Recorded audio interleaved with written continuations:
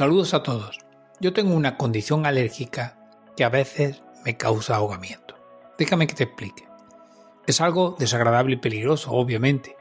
Lo descubrí de una manera muy sencilla. Un día, tras comprar unos simples chicles, me dispuse a meterme uno en la boca. Y todos sabemos que tras dar el primer mordisco es cuando el chicle suelta su explosión de sabor. Pues bien, al tragarme esos químicos me produjo que se me cerrara la tráquea, es decir, el conducto por donde pasa el aire desde la boca a los pulmones. No podía literalmente respirar.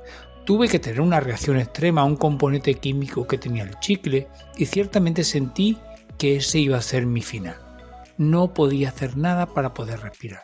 Tras clamar a Dios y pensar que ya mi paso por este mundo había finalizado, un rayo de esperanza llegó y un pequeño hilo de aire pudo llegar a mis pulmones y comencé a respirar gradualmente hasta que unos segundos más tarde pude recuperar la normalidad de mi respiración. Estos episodios se me han repetido en otras pocas ocasiones, con chicle y con chocolate. Por ello, ya soy muy cuidadoso con lo que me meto en la boca.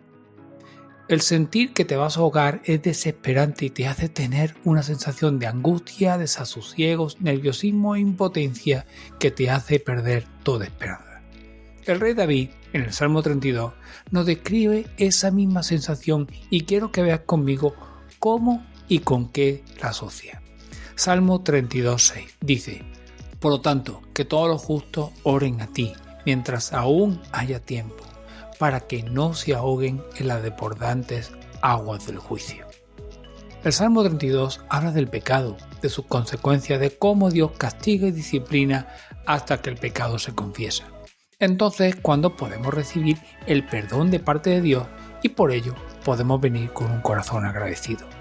En este contexto vemos el versículo 6, en necesidad de orar a Dios, de venir con un clamor desesperado, clamando perdón con un arrepentimiento genuino, porque si no, podremos recibir como castigo en el juicio el ser ahogado.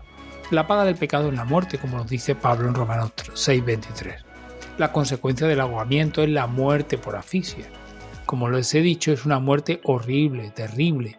Si lo vemos desde el punto de vista médico, el ahogamiento puede producir encharcamiento en los pulmones, es decir, que se acumule agua en los mismos. Aquí el versículo nos habla de estas aguas del juicio. ¿Y sabes quién murió ahogado? Pues sí, Cristo. Bueno, me puedes decir que no, que Él murió crucificado, y te doy la razón, pero la crucifixión es un método de castigo mortal que produce la muerte por ahogamiento. No te voy a describir todo el proceso de sufrimiento de Cristo hasta que expiró, pero muestra de este ahogamiento fue cuando el soldado romano, para asegurarse de que había fallecido, le clavó la lanza en el costado y salió una mezcla de agua y de sangre. Cristo tomó el castigo del juicio por ti y también por mí, ese castigo por ahogamiento. Ese versículo es profético de lo que la muerte de la cruz iba a significar, y todo porque tú y yo merecíamos la muerte y nos amó tanto que decidió morir en la cruz en nuestro lugar. Cada vez que recuerdo la sensación que tuve al casi ahogarme, me acuerdo de nuestro Señor que tras ser azotado, vejado y maltratado, padeció en la cruz hasta morir de esa forma tan horrible. ¿Esto no te hace valorar más tu sacrificio? ¿No nos damos cuenta del amor tan grande que ha tenido y tiene por nosotros? ¿Esto no te motiva para vivir una vida que refleje un agradecimiento sincero y verdadero por lo que hizo por ti?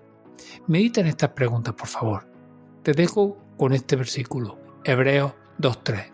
Entonces, ¿qué nos hace pensar que podemos escapar si descuidamos esta salvación tan grande, que primeramente fue anunciada por el mismo Señor Jesús y luego nos fue transmitida por quienes lo oyeron hablar?